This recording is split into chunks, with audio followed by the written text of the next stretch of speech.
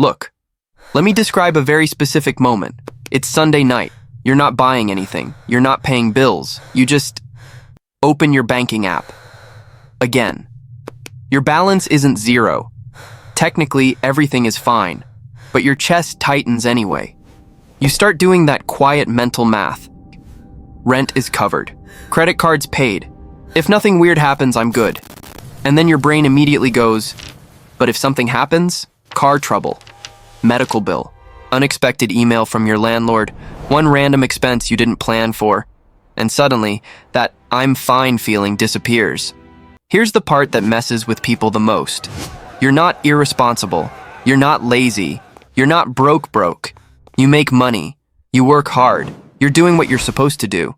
So why does it still feel like you're one small problem away from stress? Now here's the strange thing.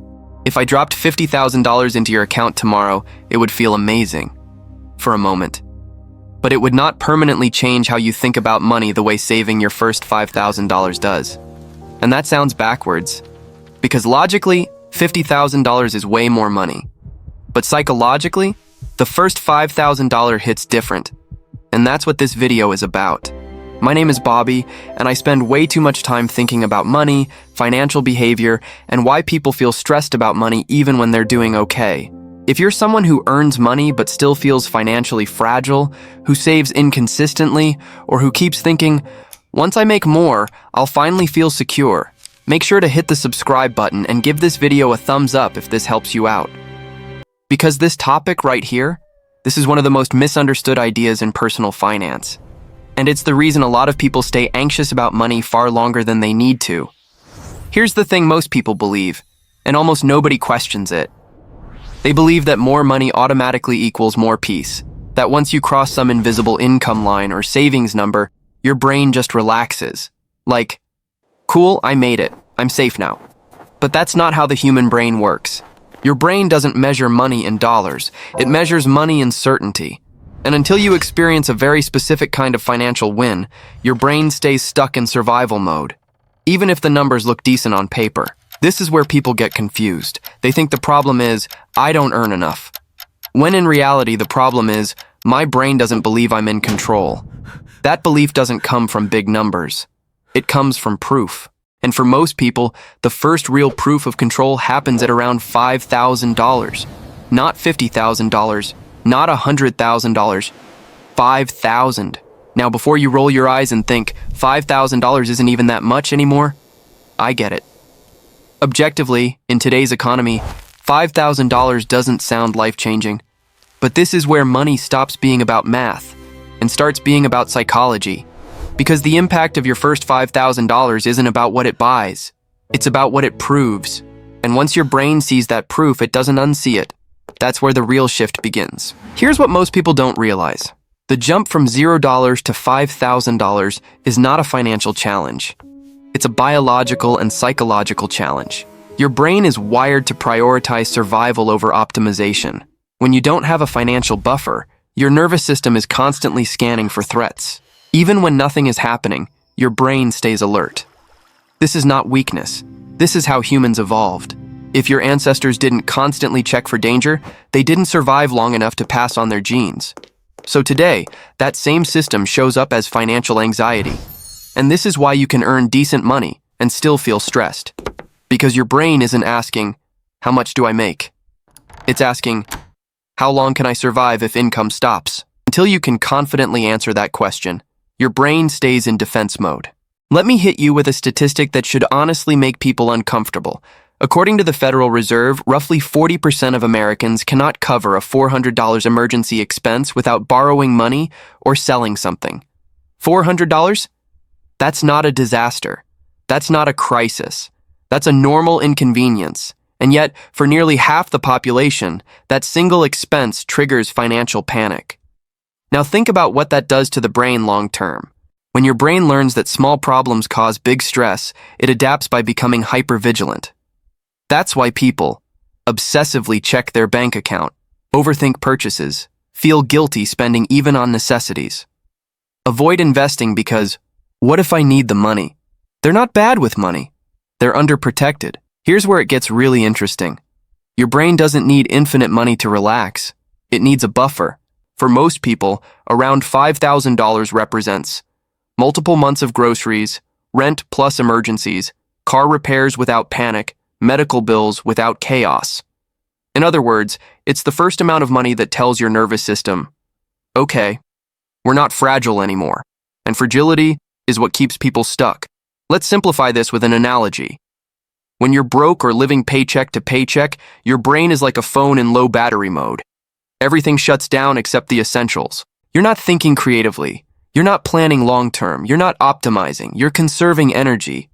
Now, when you hit that first real buffer, around $5,000, your brain switches modes. You move from survival mode to builder mode. In survival mode, you react, you avoid risk.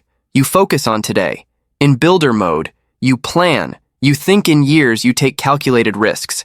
And this shift happens before you feel rich. Now you might be thinking, okay, but if I had $50,000, I definitely feel safe. Sometimes, but often not in the way people expect. Here's why. If someone jumps from $0 to $50,000 without building the habits and proof that come with saving the first $5,000, their brain never learned how that safety was created. So the money feels temporary. That's why people with high incomes still feel stressed.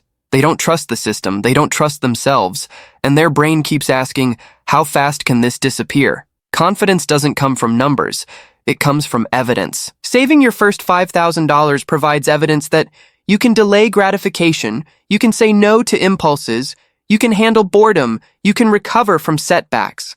That evidence changes how you see yourself, and identity is everything in money. Once you see yourself as someone who can save, every future decision becomes easier. Here's something people don't talk about enough. The first $5,000 is emotionally exhausting, because while you're building it, life keeps happening. Unexpected expenses don't stop. Temptations don't pause. Social pressure doesn't disappear. So every dollar you save feels like resistance. That's why people quit early. They assume this shouldn't be this hard. But that difficulty isn't a sign you're doing it wrong. It's a sign you're rewiring your brain. Once people cross this line, they almost always say the same thing. Not, I feel rich, but I can breathe. That's the moment your nervous system calms down. And calm brains make better financial decisions. That's when investing starts to make sense.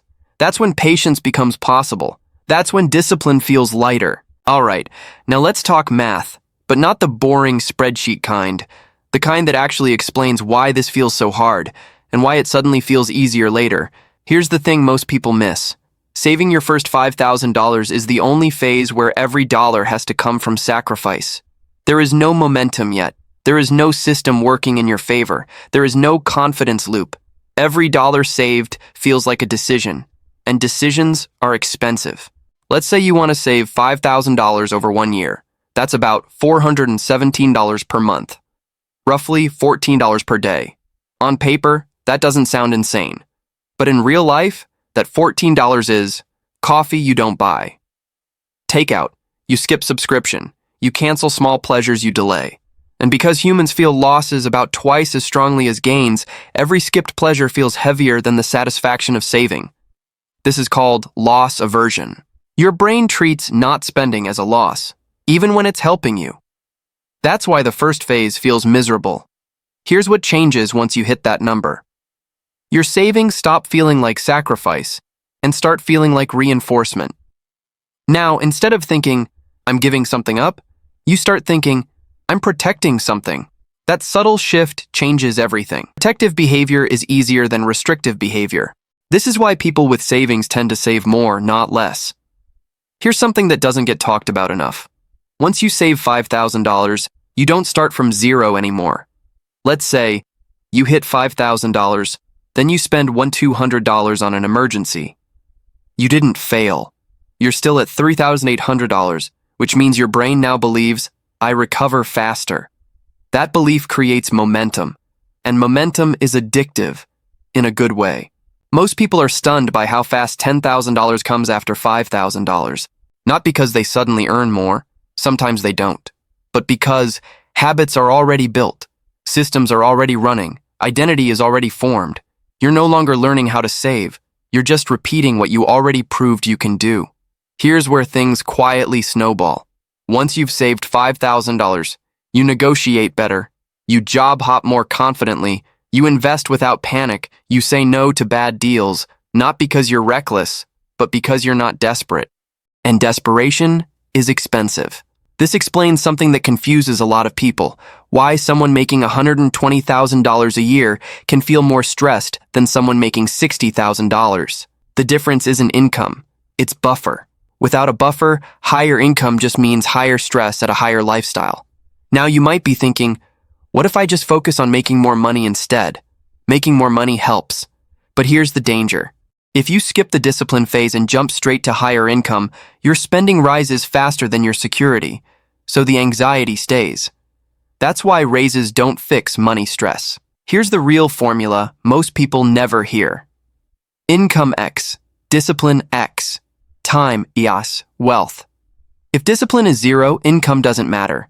And saving your first $5,000 is where discipline is forged. Once you have a buffer, investing stops feeling like gambling, because you're not risking your last dollar. You're allocating excess. That psychological difference is massive. It's why people with savings stay invested during downturns and benefit from recoveries. When people look back on their financial life, they rarely say, "The moment I made more money." They say, "The moment I finally felt in control." And almost always, that moment happened around their first real savings milestone. Now, this is usually the part where people push back. And honestly, the objections make sense. So let's address them directly. Objection number 1, $5,000 isn't enough anymore. Look, you're not wrong. Rent is higher, groceries are higher, insurance, gas, healthcare, all higher. So when people hear $5,000, their first reaction is, that doesn't go very far anymore. And you're right, on paper. But again, money psychology doesn't work on paper.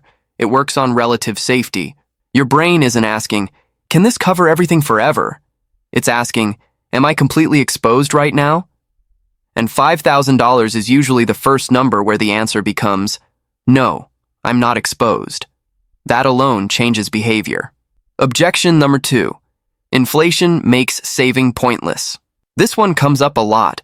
People say, why even save? Inflation is just eating it anyway.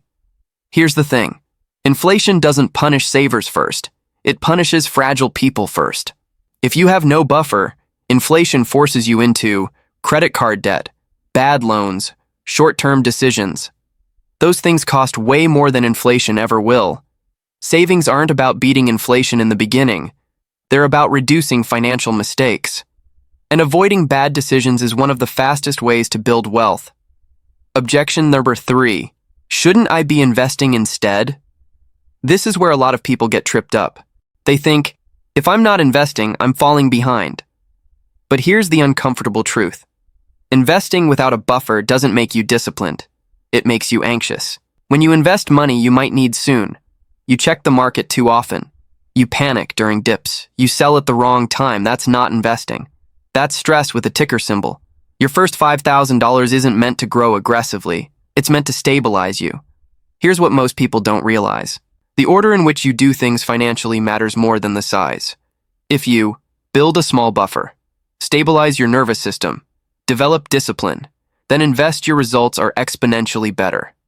If you skip step 1, everything feels harder than it needs to be. Let's talk about what happens without it. Without savings, every unexpected expense becomes a mini crisis. That forces you into debt stress, short-term thinking. And short-term thinking is the enemy of wealth. People don't stay poor because they don't know what to do. They stay poor because stress shrinks their decision-making window. Here's an underrated benefit of hitting $5,000. You gain emotional distance. You stop reacting instantly. You pause before buying. You pause before quitting. You pause before panicking. That pause, that's where good decisions live. Before savings, people think, if something goes wrong, everything collapses. After savings, they learn, problems are annoying, not catastrophic. That realization alone reduces financial anxiety more than any raise ever will. Let me be clear. There's nothing magical about $5,000 specifically. For some people, it might be $3,000. For others, $8,000. What matters is crossing the line where emergencies stop feeling fatal. Your brain exits constant threat mode, $5,000 just happens to be the most common place where that happens. Now here's an important warning. A lot of people hit $5,000 and immediately spend it. They reward themselves. They loosen discipline. They drop the habits. And then they wonder why the anxiety comes back. This isn't a trophy. It's a foundation. The goal isn't to freeze your life. It's to mentally label that money as not for lifestyle. Once your brain understands that role, protecting it becomes easier. You stop seeing it as available money. You see it as infrastructure. All right, let's get concrete. Because at this point, this can't stay theoretical. If you understand why the first $5,000 matters but don't know how to reach it without feeling miserable, this video fails. So let's break this down in a way that actually works in real life. Step 1. Separate the money immediately. This is non-negotiable. Your first $5,000 cannot live in your checking account. If it does, your brain will treat it as spendable, even if you swear you won't touch it. You need a separate savings account. No debit card attached, no daily visibility. Out of sight doesn't mean forgotten. It means protected from impulse. This one move alone dramatically increases success rates. Step 2. Automate before you trust yourself. Here's the uncomfortable truth. If your savings plan depends on motivation, it will fail. Motivation is emotional. Savings require consistency, so you automate. Even if it's $50 per paycheck, $100 per month, something that feels too small. Small automated wins beat big inconsistent ones every time. Your brain learns, this happens whether I feel like it or not. That's discipline without suffering. Step 3. Lower the finish line at first. One of the biggest mistakes people make is staring at the full $5,000 and thinking, this is going to take forever. So don't. Mentally break it into first $500, then $1,000, then $2,500, then $5,000. Each milestone gives your brain a hit of progress. Progress fuels persistence. Step 4. Expect resistance, and don't personalize it. Here's something no one warns you about. When you start saving seriously, life pushes back. Unexpected expenses appear. Temptations increase. People invite you out more. This isn't bad luck. This is your old identity fighting to survive. Expect it. Plan for it. Don't interpret it as failure. Step 5. Use temporary discomfort. Thinking. Instead of thinking, I'm depriving myself, reframe it as, I'm training for freedom. This phase isn't permanent. It's a transition period. Most people don't fail because it's hard. They fail because they think it will always be hard. It won't. Common mistake. Number 1. Waiting to earn more. A lot of people say, I'll start saving once I make more. But here's the pattern. When income rises, spending rises first. If you can't save a little now, you won't magically save a lot later. Saving skill comes before higher income. Common mistake. 2. Treating the fund like an investment. This money is not here to grow aggressively. It's here to protect your decision-making. Trying to squeeze returns out of your emergency buffer increases anxiety, not wealth. Common mistake. Number 3. Resetting the counter. People save $1,800, then spend $700, then think, great, I'm back at zero. No, you're not back at zero. You're practicing recovery. Recovery speed matters more than perfection. The emotional shift starts before $5,000. Here's something encouraging. Most people feel better before they hit the full number. Around $2,000, $3,000, anxiety already drops. That's when your brain starts trusting the process. The rest becomes momentum. Why this is the hardest work you'll do with money. Saving your first $5,000 forces you to face habits, face impulses, face identity. Later stages are more strategic. This stage is personal. That's why it matters so much. People don't talk about this enough. There's a quiet confidence that comes from knowing, I built this. No one sees it. No one applauds. You know. And that confidence leaks into every financial decision afterward. Let me tell you something interesting. When people look back on their financial life years later, they almost never say, the moment I got a raise, the moment I invested in that stock, the moment I made more money. They say, the moment I stopped feeling fragile. And for a shocking number of people, that moment happened right after their first real savings milestone. Not because the number was huge, but because their relationship with money changed. I've talked to people who make $40,000 a year and feel calm. I've talked to people who make $150,000 a year and feel stressed. The difference isn't intelligence, it's not hustle, it's not even discipline in the way people usually think about it. It's whether their brain trusts that they can handle problems. Once you save your first $5,000, your brain learns, I don't collapse when things go wrong. And that belief is incredibly powerful. Before this milestone, people think, I'm bad with money. After it, they think, I'm someone who figures things out. That identity shift quietly changes everything. You stop chasing shortcuts. Stop panicking over headlines. Stop comparing yourself constantly. You start thinking in years instead of weeks, and wealth is built by people who can think long term. Here's what most people don't realize. Once your brain exits survival mode, it frees up mental bandwidth. You suddenly have energy to learn investing, plan strategically, optimize expenses, make thoughtful career moves. Before, all that energy was being used just to stay afloat. After this point, it gets redirected toward growth. That's why progress feels exponential later, even if income stays the same for a while. Confidence doesn't come from having a lot.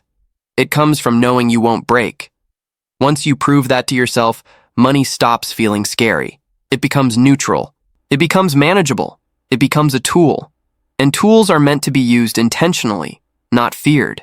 People obsess over net worth goals, 6 figures passive income. But none of that works well if your foundation is shaky. The first $5,000 isn't impressive on social media. It doesn't sound sexy. It doesn't get attention, but it's the milestone that makes all the others possible. If you're watching this and you're not there yet, let me say this clearly. You're not behind. You're not failing. You're not broken. You're just in the hardest phase, and that phase is shaping you. Stay consistent. Protect small wins. Don't rush the process, because once your brain flips from fragile to capable, everything accelerates. Money doesn't change people. It reveals them. And the first $5,000 reveals that you're capable of discipline, patience, and control. Those traits compound far faster than money ever could. If this video helped you see money differently, hit the subscribe button. This channel is about building wealth the slow, intelligent, disciplined way, without hype and without shortcuts. And in the next video, I'll explain why the first $20,000 changes your behavior even more dramatically, and why most people never reach it. I'll see you there.